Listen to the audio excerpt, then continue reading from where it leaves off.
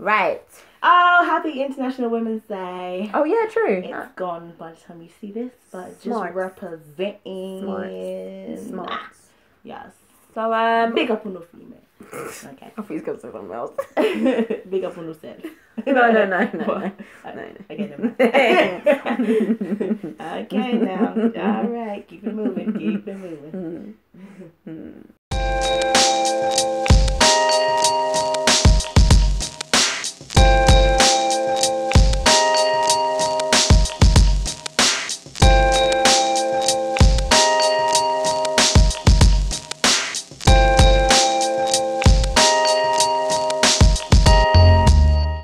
Welcome to the first episode of 2018. Woo! Hearsay 2018 episode 16. Yes. Yay. We haven't been here for a while. Tough. No, I'm joking. What's wrong with you? Wow. Sorry. Life happens, you know? Sometimes you just life and it just thing and thing. So, yes, this is the first episode of 2018. We actually did record a previous episode, sorry. Oh, yeah, but the lighting, yeah, it was poor, and we don't want to put out poor difficulties, poor quality for you guys. So yeah, this is the first episode of 2018. Sorry, such is life. Let's start. So the first thing I think we should talk about is the major movie, Black Panther. I love like it. There's like a I almost feel like I need fans that moment. Like slow-mo, feeling it. Okay. Yeah, like, I feel like it's always like a slow-mo moment. But you should never freeze out. Okay. Black Panther puns coming into you in 2018. Be there or be square. But yes, we had our screening on Tuesday the 13th of February. Which was lit. Super lit. Which was sponsored by Revlon Realistic.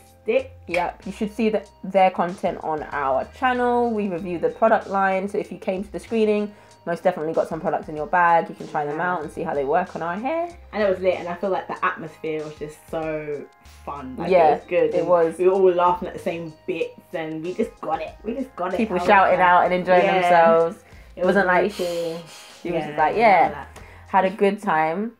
The movie itself was, I loved it. Seen it more than once. I just feel like everybody I've spoken to has seen it twice. Yeah, at least. Like, it's not, at least. It's not one of those movies you see once. No. It's just not. Far from. Like, you got to see it twice. I just feel like, and I might go and see it another time as well. And Yeah, I feel like... I want to see it in the IMAX or something. Ooh, that's a shout. No. Like, what did you like most about it? My favourite scene will always be when Okoye and the rhino came and licked her face. Oh, and okay. Wakabi was like, would you kill me, my love? And she was like, in what, for Wakanda? You know, heartbeats. That's what took me out. Like, that was the best thing, because I feel like women like that, in terms of the way they look, darker skinned women, no hair, they don't get much love, and they don't ever get to be seen as the love interest in the film. So the fact that Wakabi had to back down, kneel on his knees during battle was just so iconic. That was the most iconic thing that I've seen. It was, I would agree. But I feel like this is not necessarily my most favourite scene, but one that just really stuck with me was back to with Okoye as well. And when they were in the casino, they had the scene, because I was just like, yes, like the strength and just that depiction was just amazing. And how she was just like, took off the wig and just like, and then just dashed him over the balcony. And she jumped, and when the dress was all flowing, like, I was like that. I was in my. I was sitting right next to you. Remember, he was like, I was excited. Like that was real excitement. It's true. That was actually real excitement. And she has their theme like choke, choke, choke, choke in the back, the music. That was lit. It was lit. That was such a lit moment. I liked the contrast between Okoye and Nakia, because Nakia is more like modern. You see her shoot a gun and stuff, where Okoye's got her spit. She ain't shooting no gun. She takes off the wig, dashes it. And so that's another point, because they didn't. So the actresses had like sort of natural hairstyles and stuff, and they didn't really make a big reference to hair. until that moment Yeah. where Okoye is like, It's a disgrace. this is disgrace or whatever. But apart from that, they never actually made a reference to her. It was just like the representation. Exactly. Which I thought was just amazing as well. Really, really good. And it's important. That representation is key. Really key. Just the female characters as well. How dominant they were. How nuanced they were. Yeah, like, that is just everything. You can tell black people were behind this. Yeah. Like, you can tell Ryan Coogler had a very, very heavy hand on what he wanted. Yeah. Even down to that casino scene with the Pan-African colours. Yeah. Because he was wearing red. It was that, all of that, like that. Thought about that. Really, really key. You. I liked the fact that the storyline was what it was in terms of Killmonger, how relatable he is to people in the diaspora, in terms of feeling abandoned by people in the motherland at times, and also being that kind of lost tribe. So you're Wakandan, but you're not really Wakandan. Yeah, and that's why so many people relate to what he's saying. And I feel like if it was for Black Panther and the community that watches it, that's a really good storyline to have. If it had been some random villain, I don't feel like the film would have been as pertinent as it was. You see what I mean? Like some random villain just coming in to invade Wakanda. But because Killmonger had that story, it wouldn't have had the same effect. Exactly. It was like Michael B. Jordan, where I was looking at Winston. We will not have it, though. We will not have it. We have watched from the mountains in disgust. Can't even save his own father. Shuri, I loved her. She's like one of the smartest people in the Marvel universe, apart from Moon Girl now, and she's just like, I loved her. I loved her character. I feel Letitia Wright did her very well. She was quite young and quite sparky, which is Shuri's like 16, 17 years old. Added a lot of the comedic elements to it as well. And obviously one of my favourite lines was, "Don't scare me like that, colonizer." Yeah. Everyone in the cinema went, "Oh!" They did that. That's something I was thinking in my head. Oh, they said it. They said it. You guys, they said it. Wow, they really said it. Wow, can we say it now? Like, can I go to work? I was literally like, did you hear that? Oh, yay, another broken white boy for us to fix. Yeah, I was like, no, she done it again. They didn't hold back. Like, it just went in, and I was just like, yeah, I'm here for it. It's true, and you know what interested me about the film is that they had the white guy. I can't remember who the CIA agent's his surname. I can't remember what his name was.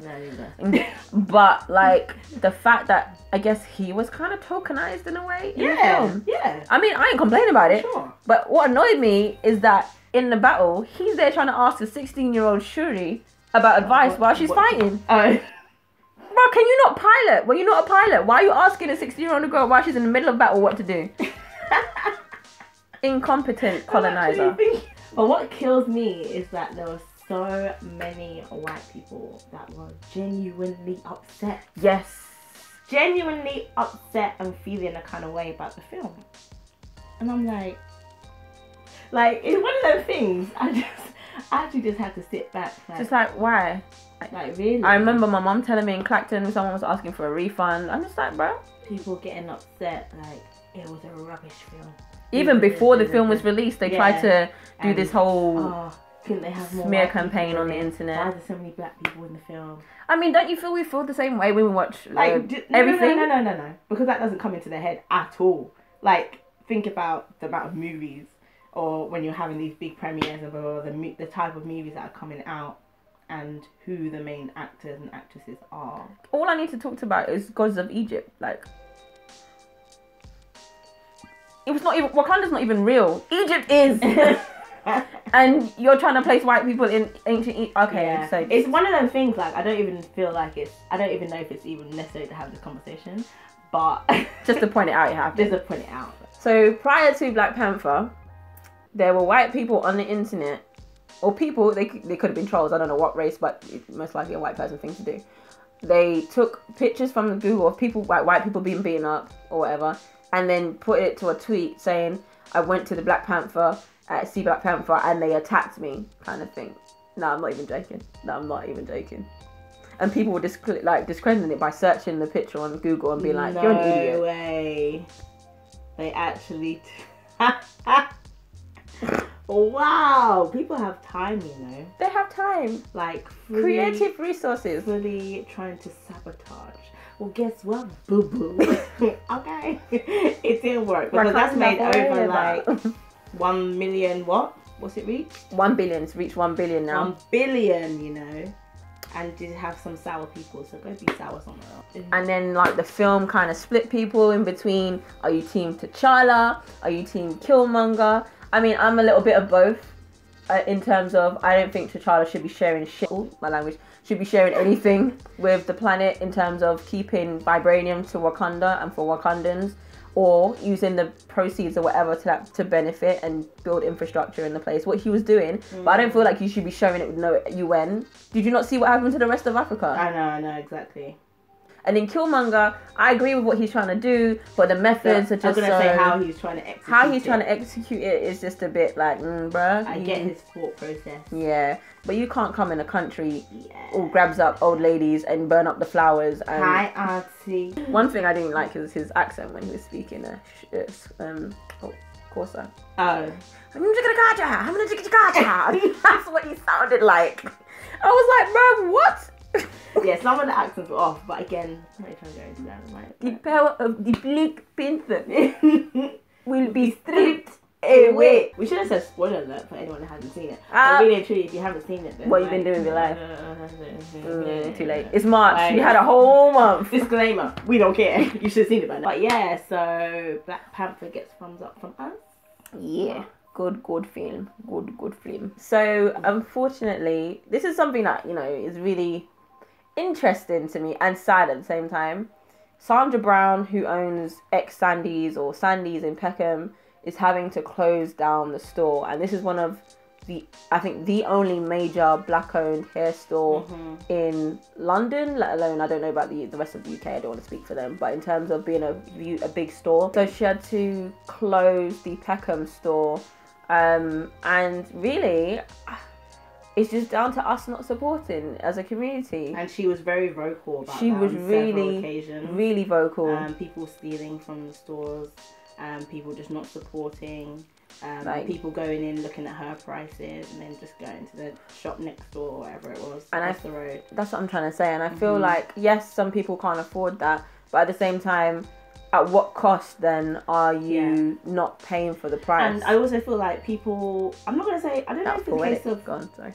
That was poetic, go on. I feel like, I don't know if it's because people don't understand. I don't really want to believe that, because I feel like you should understand by now. But obviously, in terms of the whole pricing thing and how you're able to get your pricing down, and the bulk when you're ordering in bulk, and obviously it's a business. So if you need that support there to be able to have lower prices or whatever it is.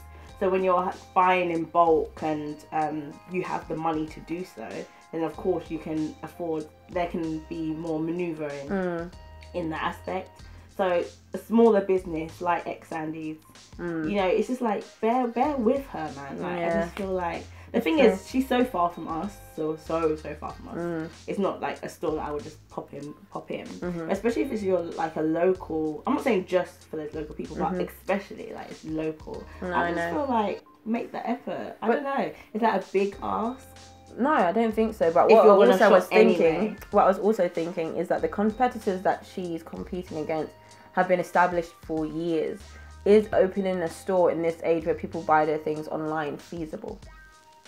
If you don't have that historical monetary support from having that store for years, you know, like the competitors, they have all that money from years that they've been having those stores. Therefore, they can have a chain and stuff. Is opening a new store to compete against those in a time where a lot of people order online as well?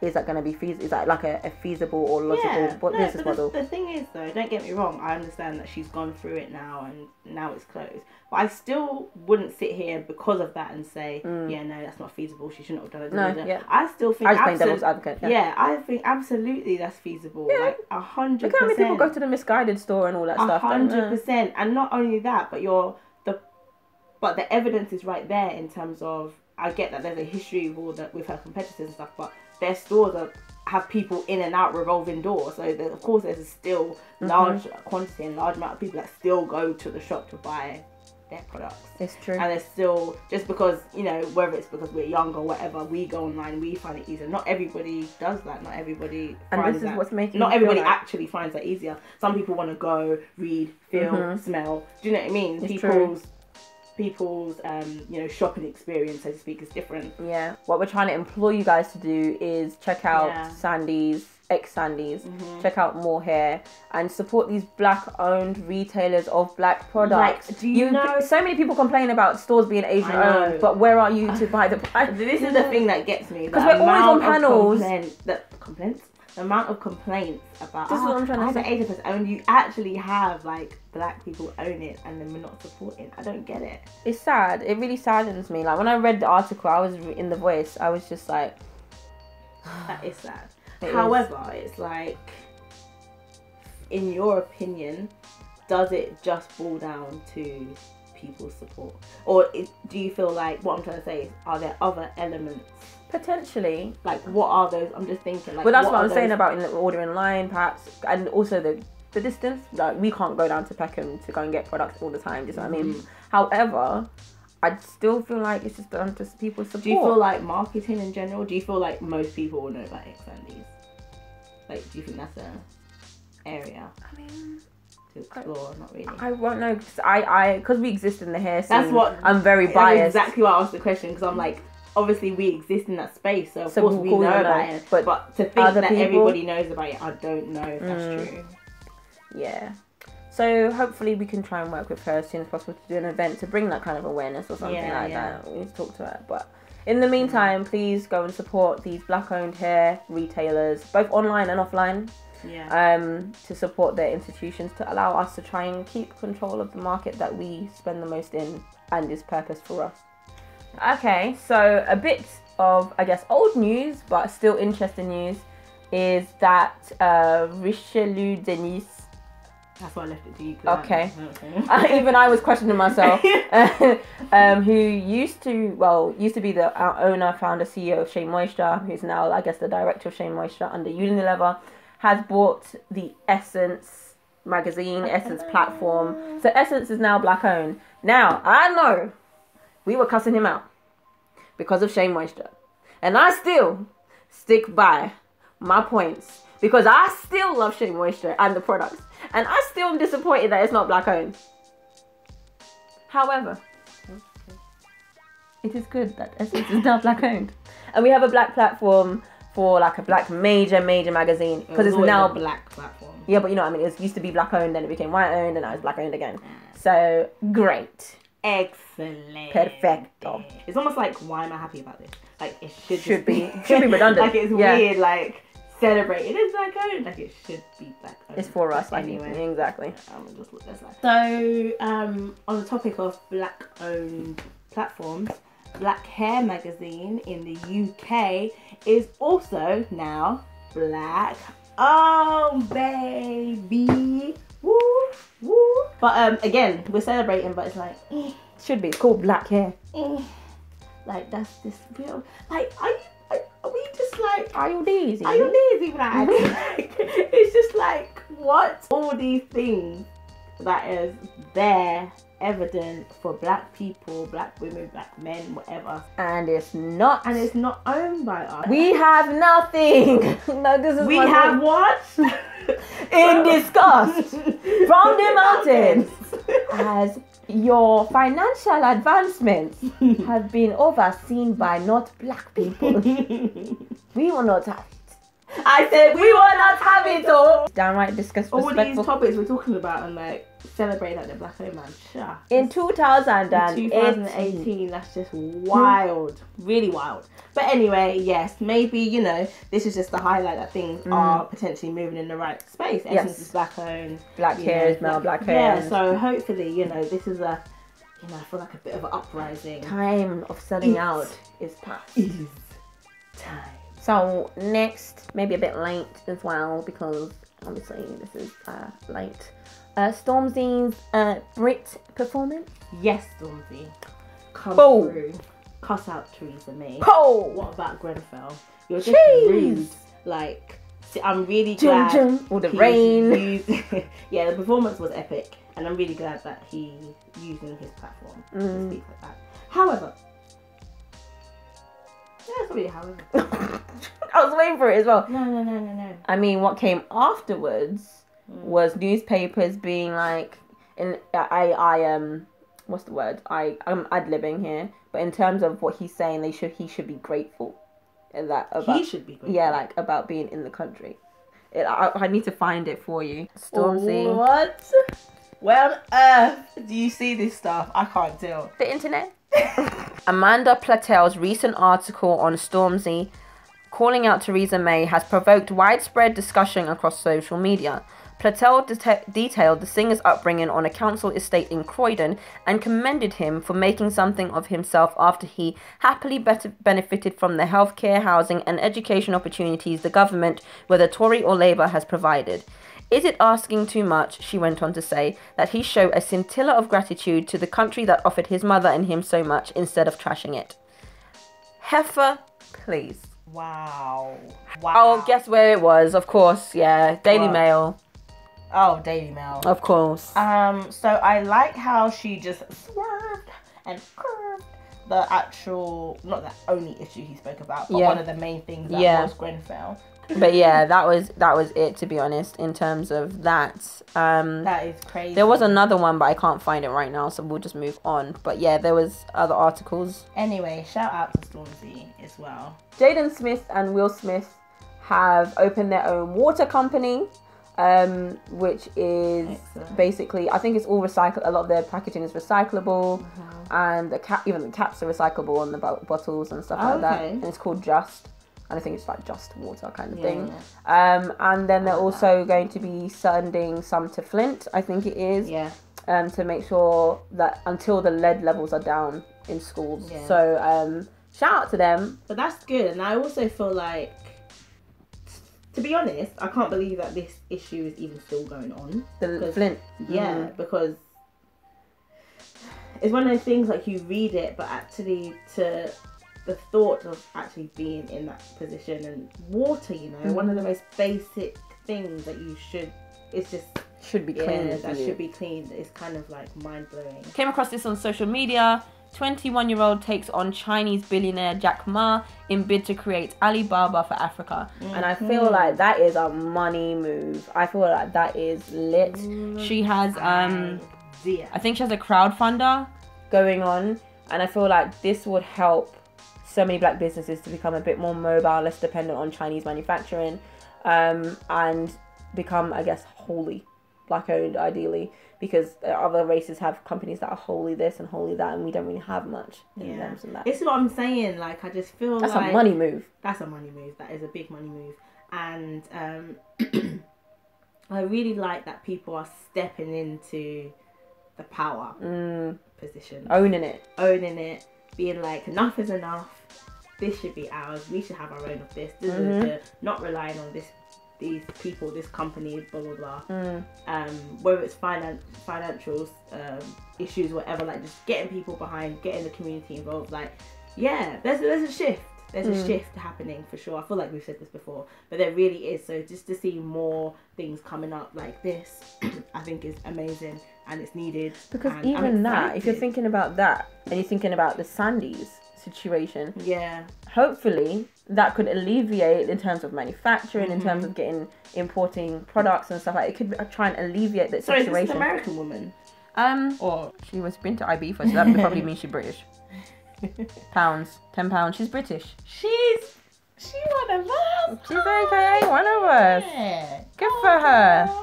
So yeah, I'm gonna put the link in the description box below for you to take a look and support the Kickstarter. There's a Kickstarter link there for her. Well done to her. But yeah, definitely. We should also share this as well to help her manufacture for me, it's called.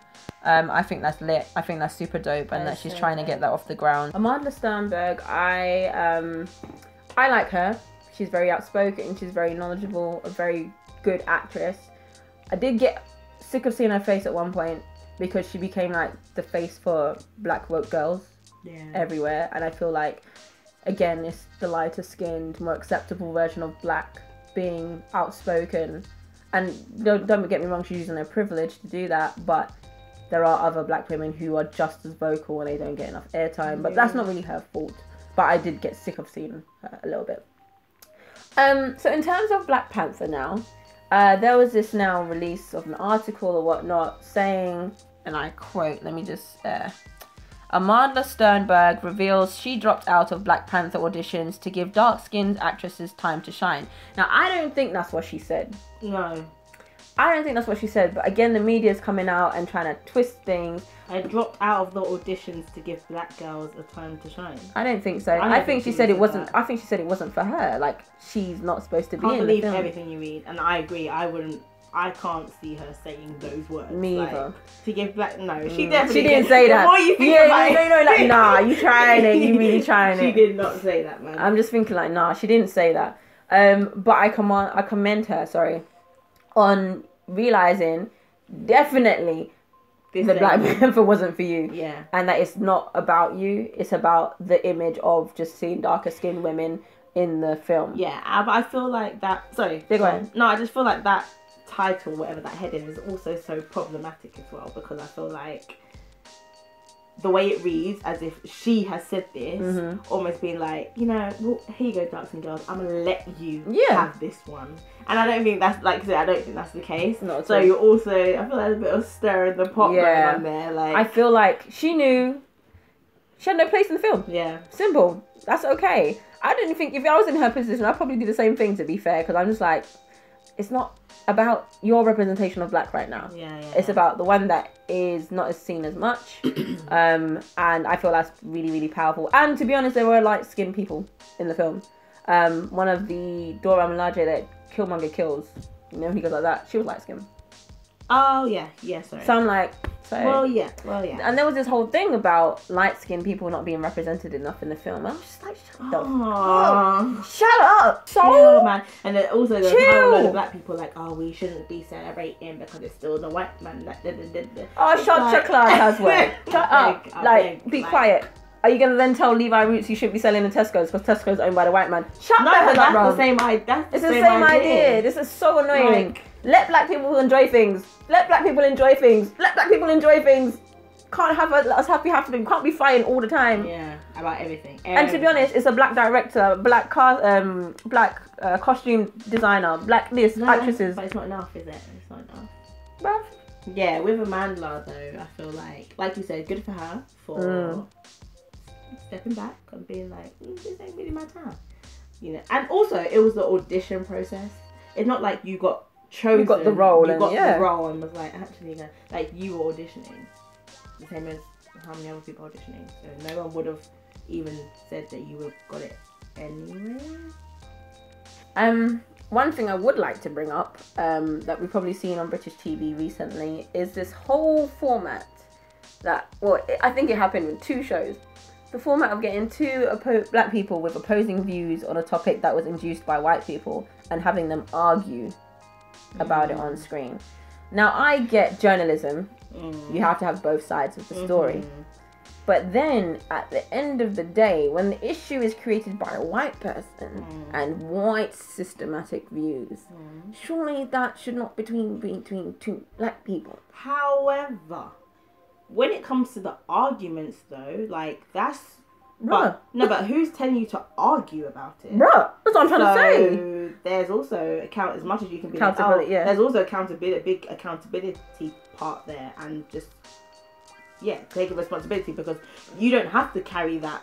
You didn't have to carry. Take it to the level. You didn't have to behave that way. Take off your wig. Like you didn't have to behave that way. Like, you could have had, like, if it's a debate, it's a debate, whatever. But you couldn't. I just feel like so to argue and basically embarrass yourself, like, you could have just handled it differently. Handled it very differently. But I also feel like I would like to think, like, if I was in that situation, I would try and redirect it towards whatever Caucasian person in the vicinity. To you. What are your people trying to do to undo this? Yeah. Because this was caused by that. Yeah. As opposed to being like, you, I'm woker, or you're more colonized, I'm more colonized. I just, it's how people carry themselves and their behaviour. Interrupting people. Like, it's just, for one, have some respect as well. Like, just it's not about because the other person's black. Like, just have some. That's just like basic. Like, just have some respect. True. And you're not understanding how much of a fool you're looking by just raising your voice,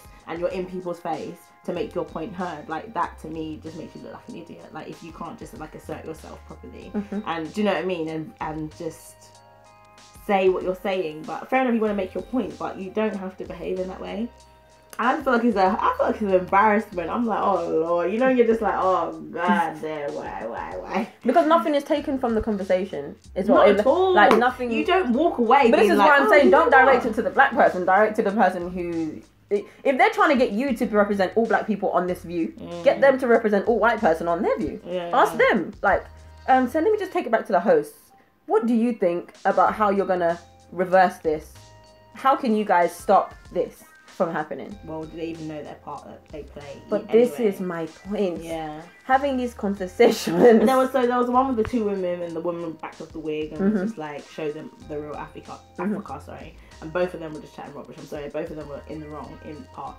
But because they're anyway, the argument was conflicting. But there was also the one with Joanna, I can't remember her name, from The Apprentice, and the black guy was proper like cutting her off. Like, I'm just like, yeah, but when like, and she's like, no, bro, like I'm trying to, and if you let me speak, I'm like, just like, this is what I'm saying. Like, it's an embarrassment, and you don't know how to behave. Like, you like just let them finish, offer a little rebuttal, no and then behavior. And also, I feel like it really waters down whatever you're saying, because now I've stopped listening. Like, actually, I'm observing the dynamic. Yeah, apart from I've stopped listening on hearing what you're saying and what's the point that he was trying to make. Like, do you know what I mean? That just gets completely there lost. was no point. He just wanted to interrupt her. He just wanted her to stop speaking. He wanted to undermine. And this is what I'm saying. Lots of people talk not to listen, but to assert their view. Yeah. So you're not even listening to what you're saying. Just trying to interrupt what she's saying. Yeah. She got on my nerves. Yeah.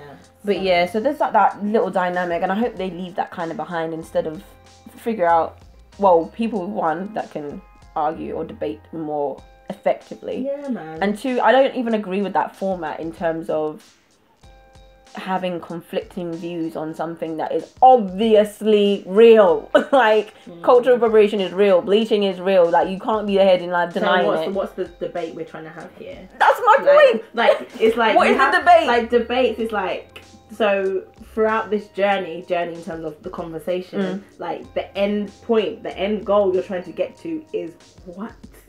Because it's facts. So my point is that it's like you're trying to tell me bleaching is not from colonization, but it really is though. So what's the conversation we're actually trying to have? So what are you actually trying to do? Yeah, what are you trying to do? And that's why I'm like, this whole format, the whole setup, I'm just a bit skeptical of it. Topic that we have to discuss it on this platform. Yeah, bruh, Google. Simple. Read a book. Like, plenty of black academics and scholars out there for you to read. Can you explain why? Did it like Joan DeGroy, #1. But yeah, that's it for Headsay episode 16. Oh, quick reminder. I was just about to say. I'll go, yeah. We are going to Jamaica on the 13th of June with Divas in Paradise. It is going to be a lit experience with excursions and beach and sisterhood and discussions and workshops, just letting our black girl magic flow. And we would like you to join us, so please, the link is in the bio. Check it out, sign up, find out more, explore. Don't worry if your girlfriends don't want to come. You'll be with us! You can check out the Tobago vlog to see what it was like previously on the last year. And that's it. Yeah. So, yeah, and if you know anyone else that's interested, if you're watching, then share. And yeah, we'll see you in Jamaica. Thank you so much for watching. Don't forget to subscribe, like, comment, whatever. And we'll see you next time. Bye. Bye.